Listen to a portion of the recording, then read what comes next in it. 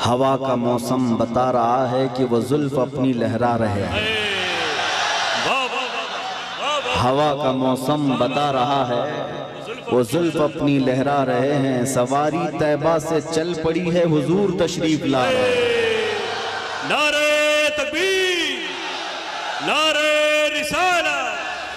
हजरत अल्लामा शाह मुफ्ती सलमान अजहरी शाह साहब क़िबला, नारे तकबीर। वो आएंगे, आते होंगे, अभी आएंगे। वो आएंगे, आते होंगे, अभी आएंगे। यही सोच के हमने महफिल को सजा रखा है। मेरे अजीजों, बात तो हकीकत है, वरना रात के 1 बजे इस मैदान का जोश दिन के 12 बजे की तरह नहीं होता। मैं अक्सर कहा करता हूँ, सुन्नियों के जलसों को देखकर नेता लोगों को ये समझ में आ जाना चाहिए कि हर मजमा 100-200 रुपए के लिए नहीं जमा होता है। हमारे मजमे वो हैं जहाँ 100-200 के लिए नहीं, अपनी गर्दन हुजूर की बारगाह में पेश करने आते हैं। हम तो अपनी जिंदगियों के नजराने लेकर बारगाह मुस्तफ़ा में आते हैं। वरना मुझे बताओ, यहाँ बैठा हुआ कौन सी पार्टी का नेता है जो तुम्हें बुलाया? यहाँ कोई नेता नहीं है मेरे अजीजों। और एक बात मुझे ये बताना भी है कि हकीकत में मैंने पहली मर्तबा इस तरह का देखा है कि एक जलसा पहले कैंसिल होकर दूसरे जलसे की यह हालत होती है। कल ही हमारा आना तय था, पोस्टर भी लगे थे, सब तारीखें तय थी, यहाँ उलमा भी बैठे हुए हैं। इससे पता ये चलता है, अगरचे कल संडे था, वो तो मेरी आंखों की शदीद तकलीफ की वजह से एयरपोर्ट से फ्लाइट मिस हो गई, और वैसे शौक से मैं काला चश्मा लगा कर नहीं बैठा हूँ। मगर ये बात समझ में आती है कि कल हमारे किसी साहब ने कहा यहाँ से कि संडे था और पब्लिक थी, मजमा था। हम आज यहाँ आकर के बताते हैं कि सुन्नियों के यहाँ कोई संडे नहीं होता। हर वो रात जो मेरे मुस्तफ़ा के नाम है वो हमारी ईद की रात है।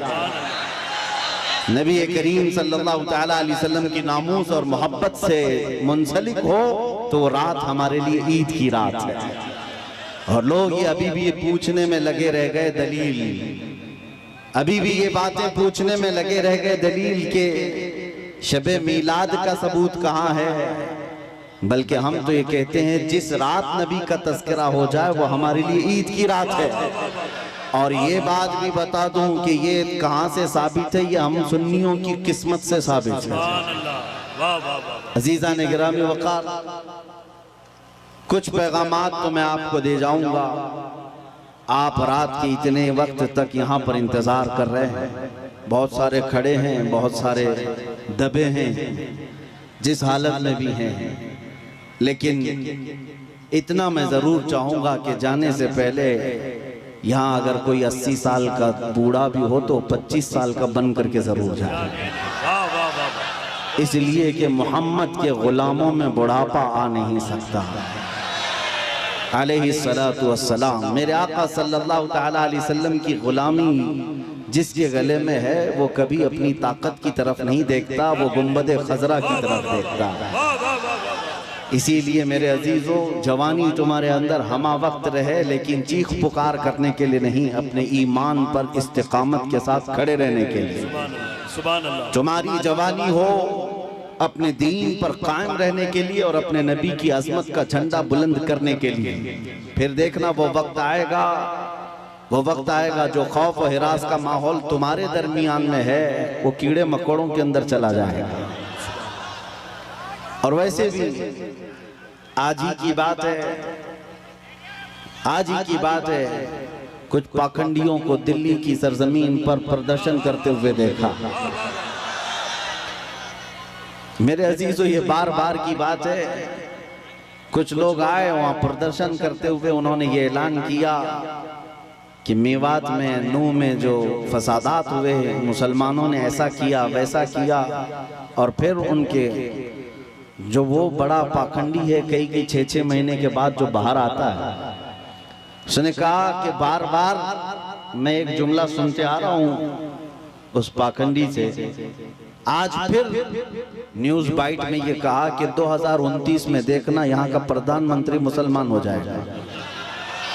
ये हमारी बात नहीं है, हमारी बात नहीं। तुम्हारे सीने में जो खौफ है वो तुम्हें सता रहा है, तुम्हारे दिल में जो डर है वो तुम्हें खौफ और हिरास में मुब्तला किया है। एक बात बताओ है सुन्नियों, मॉब लिंचिंग किसकी होती है? हमारी होती है ना। मारे हम जाते हैं, काटे हम जाते हैं, हर जगह तोड़े जाते हैं। हम लोगों को आज तक 70 साल से फुटबॉल की तरह तुम खेलते आए हो, हमारी पूरी जमात को टुकड़ों में तुमने तब्दील कर रखा है। हमारे पास क़ियादत नाम की चीज नहीं रह गई, सियासत में हमारा नाम नहीं रह गया, कुछ नहीं है इस जमात के पास। सुप्रीम कोर्ट के रिटायर्ड जजेस कहते हैं कि मुसलमानों की हालत हिंदुस्तान में दलित समाज से भी नीचे आ चुकी है। फिर मैं पूछता हूँ, जब हम इतने टूटे बिखरे गरीब हैं तो ये दज्जाली मीडिया में 24 घंटे हम क्यों हैं? सारा डिबेट हम पर क्यों होता है? सारा डिबेट हम पर क्यों होता है? सबके निशाने पर हम क्यों हैं? मेरे अजीजों, क्या ये अकल में आने वाली बात नहीं है तुम्हारी? तुम सोचते नहीं अगर हम कुछ नहीं है तो जिक्र इतना क्यों है? क्या कहने? वाह वाह। जो कुछ नहीं है उसका जिक्र होना ही नहीं चाहिए। एक तरफ तो तुम कहते हो इनकी तादाद बहुत कम है, ये टूटे बिखरे हुए हैं, पंचर पुत्र नाम से भी तुम पुकारते हो, लेकिन पूरी इतनी बड़ी मेजॉरिटी कौम को अगर किसी कौम से डराते हो तो हम ही हैं। तुम्हारे पास डराने के लिए कोई और ताकत नहीं, मुसलमानों को लेकर डराते हो। मैं एक बात बताता हूं, तुम्हें नहीं पता है नौजवानों तुम्हारे पास क्या है, कुत्तों को जरूर पता है। तुम्हें नहीं पता है तुम्हारी कुव्वत का आलम क्या है, इसलिए कि परसों तुम्हारी सोहबत खराब हुई, इस वजह से तुमने अपने असलाफ की तारीख भुला दी।